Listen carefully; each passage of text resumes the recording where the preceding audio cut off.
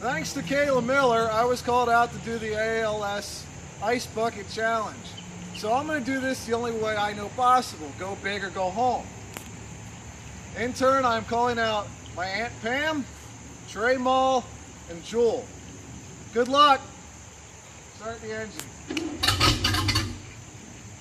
engine.